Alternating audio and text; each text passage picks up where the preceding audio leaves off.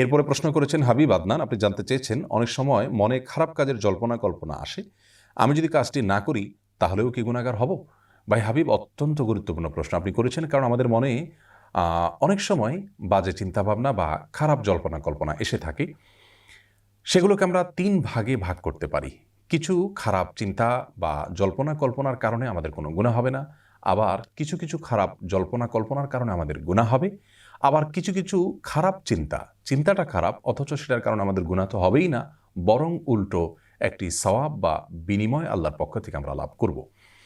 প্রথমত, যেই খারাপ চিন্তাভাবনা বা জল্পনা কল্পনার কারণে আমাদের কোনো গুনাহ হবে না, সেটা হলো আমাদের অনিচ্ছা সত্ত্বেও যদি মনের ভিতরে কোনো বাজে চিন্তা চলে আসে, আল্লাহ সম্পর্কে বাজে চিন্তা চলে আসলো বা অন্য কোনো খারাপ চিন্তা চলে আসলো, কিন্তু আমি ইচ্ছাকৃত আনিনি, হঠাৎই আমার মনে সেটি চলে এসছে, মাথায় চলে আসছে, সঙ্গে সঙ্গে আমি যদি সেই চিন্তা থেকে নিজেকে সরাবার চেষ্টা করি, অন্য দিকে আমি মগ্ন হওয়ার চেষ্টা করি, তাহলে ইনশাআল্লাহ এর কারণে কোনো গুনাহ হবে না।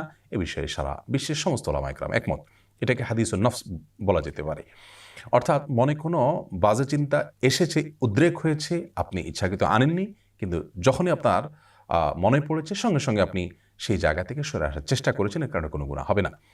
দ্বিতীয়ত, যেই চিন্তার কারণে, যে বাজে জল্পনা কল্পনার কারণে আমাদের গুনাহ হবে, পাপ হবে, সেটা হলো আমরা যদি ইচ্ছাকৃতভাবে মনে মনে কোনো খারাপ চিন্তাভাবনা করে করে আমরা স্বাদ নেই, মজা নেই, তাহলে সে কারণে আমাদের গুনাহ হবে, পাপ হবে।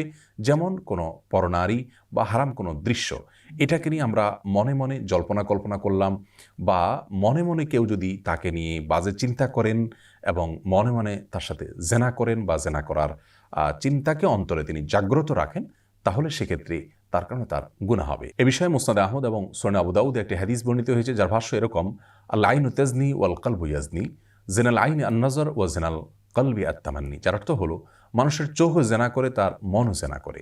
চোখের জেনা হলো চোখ দিয়ে কোনো পরনারীকে, অপাত্রে বা হারাম কোনো দৃশ্যের দিকে দৃষ্টিপাত করা, দেখা।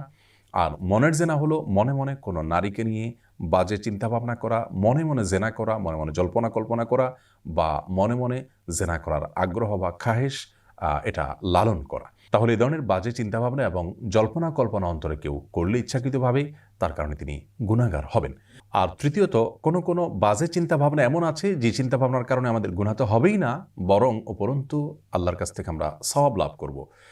আর সেই চিন্তাভাবনা সম্পর্কে বুখারী এবং মুসলিম এক যুগে বর্ণনা করেছে যে রাসূল আকরাম সাল্লাল্লাহু আলাইহি ওয়াসাল্লাম ইরশাদ করেছেন, যদি কেউ কোনো খারাপ কাজ করবেন এই মর্মে তিনি চিন্তাভাবনা করে রাখেন, অর্থাৎ পরিকল্পনা করে রাখেন, মনে মনে সিদ্ধান্ত এঁটে রাখেন যে তিনি খারাপ কাজটা করবেন, কিন্তু পরক্ষণে আল্লাহর ভয়ে তিনি সে খারাপ কাজটি করলেন না, বাস্তবায়ন করলেন না, তাহলে এর কারণে আল্লাহ রাব্বুল আলামিন তাকে একটি সওয়াব দান করবেন, যেহেতু তিনি খারাপ সিদ্ধান্ত থেকে ফিরে এসেছেন। তিনি যে খারাপ কাজ করবেন পরিকল্পনা করেছেন, সিদ্ধান্ত এঁটে রেখেছিলেন, সে কারণে তিনি গুনাহগার তো হবেনই না, বরং কাজটি থেকে তিনি ফিরে আসার কারণে, বাস্তবায়ন না করার কারণে আল্লাহর কাছে সওয়াব প্রাপ্ত হবেন। অতএব আমাদের মনে যে সমস্ত বাজে চিন্তাভাবনা বা জল্পনা কল্পনা এসে থাকে, সেগুলোকে এই 3 ভাগে ভাগ করা হবে। আল্লাহ তাআলা আমাদেরকে বোঝার তৌফিক দান করুন।